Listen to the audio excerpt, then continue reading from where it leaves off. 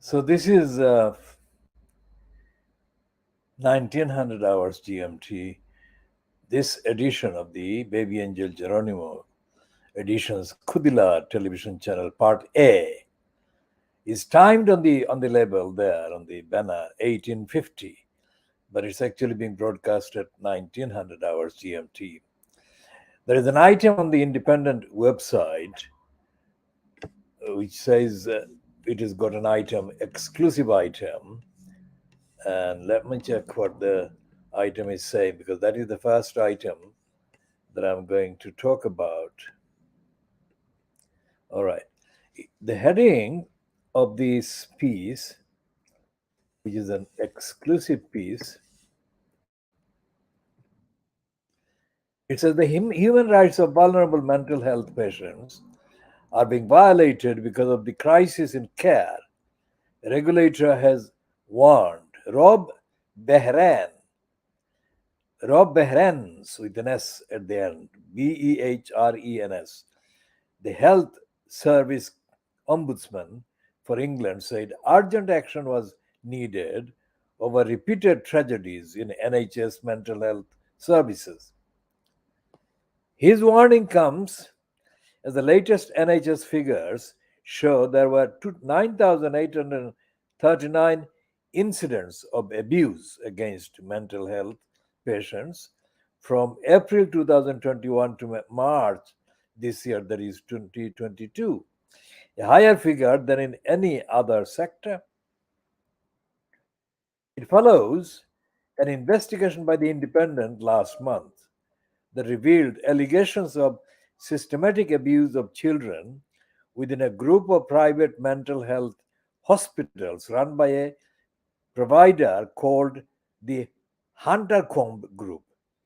Mr. Behran said research carried out by his office showed that vulnerable people being detained in hospitals are losing their human rights when they were put in difficult situations where they had no control.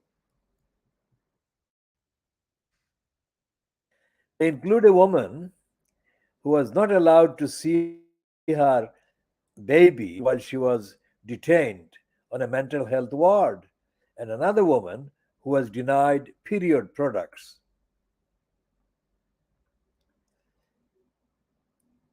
And it says, have you been affected by this story? Email Rebecca Thomas at independent.co.uk. Mr. Behrens told the Independent, we can't go on with leaders in the NHS and politicians saying this cannot go on because it happens time and time again. It's the amount of resources and commitment that is put into dealing with the issues which ultimately is going to turn this around.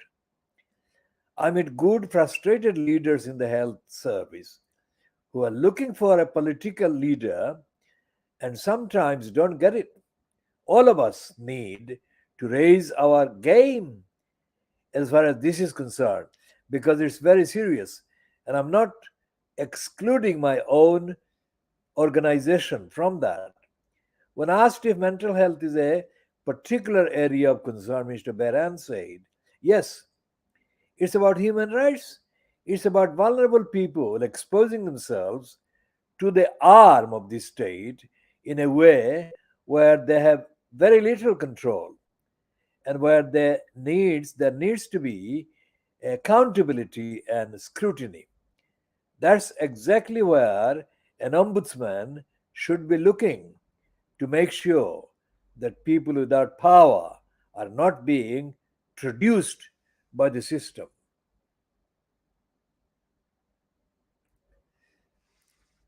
Over the weekend, several health leaders challenged the government over the worsening mismatch of demand and capacity across the mental health sector after data uncovered by the Independent found that each month thousands of mental health patients are waiting for longer than 12 hours.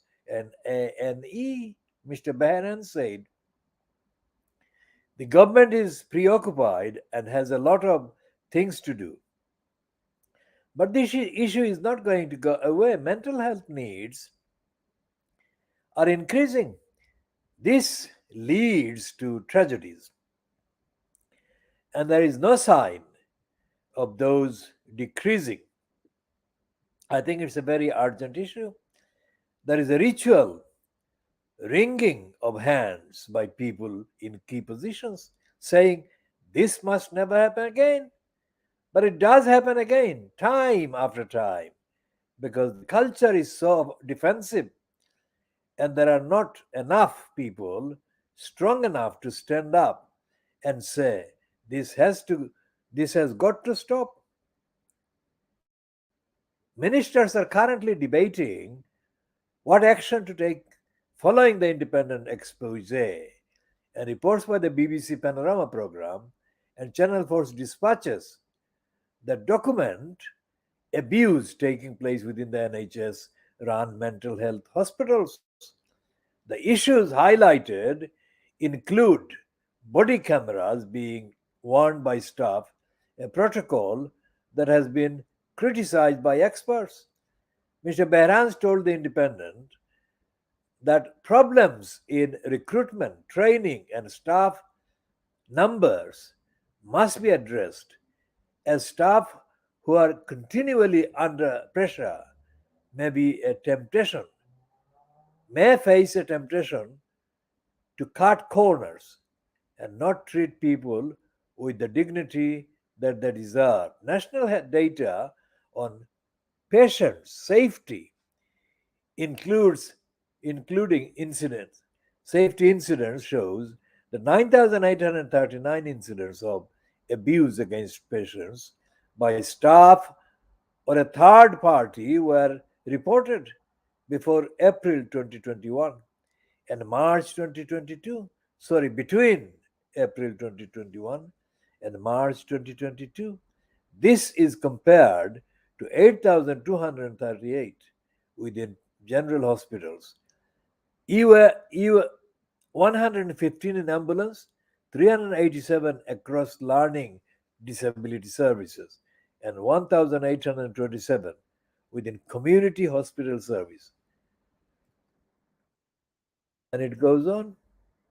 Mr. Bahrans added that if his office had this power, it would have been able to launch an investigation into mental health service in Essex a year before the current independent review, which is looking at 1,500 patients' deaths began. He has, Mr. Behrans, also argued that ministers have a conservative view on bringing forward public inquiries and warned that the legislation is arcane. The Department of Health and Social Care has been approached for comment. So, this is the item that is actually typical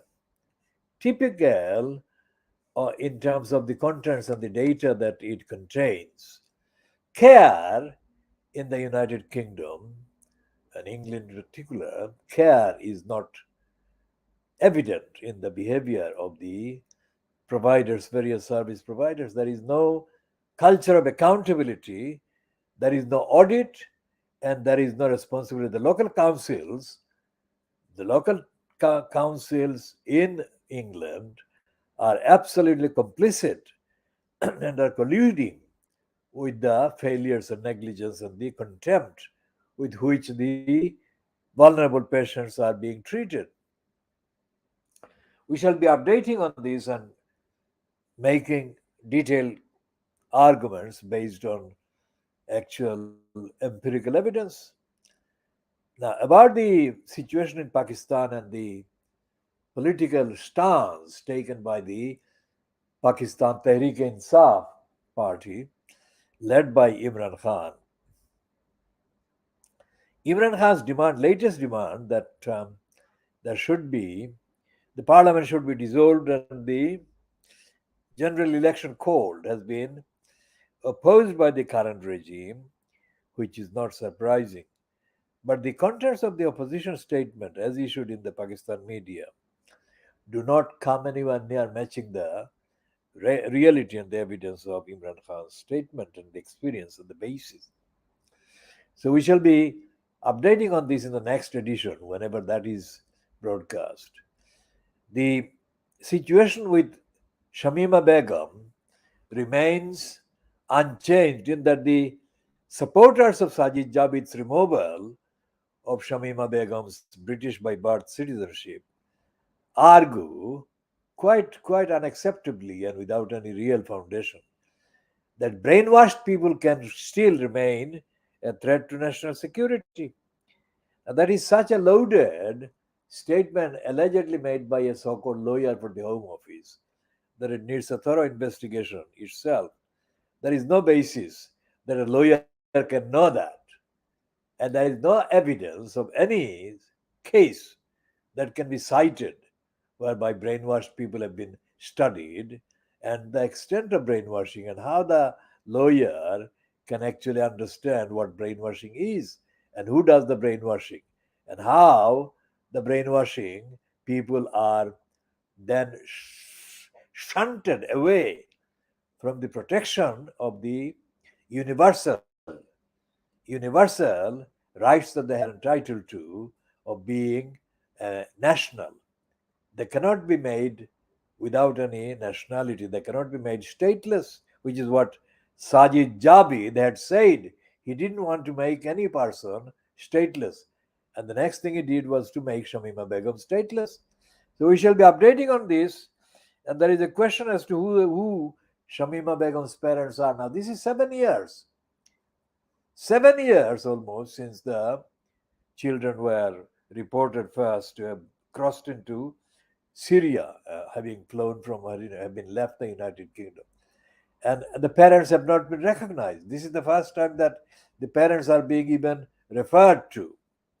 So we shall be talking more about the parents, and especially we shall be talking about the role of the local Tower Hamlets Council in continuing to neglect its duties of safeguarding children.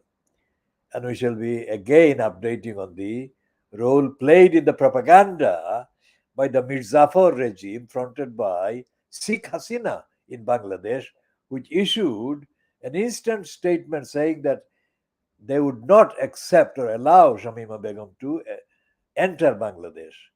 Now, that was such a fierce and ferocious kind of statement of complicity with the Mirzapur type regime, by the Mirzapur type regime with the British racist decision by the British state, that it needs thorough updating and investigation, and which we shall be doing in the next item in due course. This is 1913 hours GMT, and we are finishing this particular brief edition.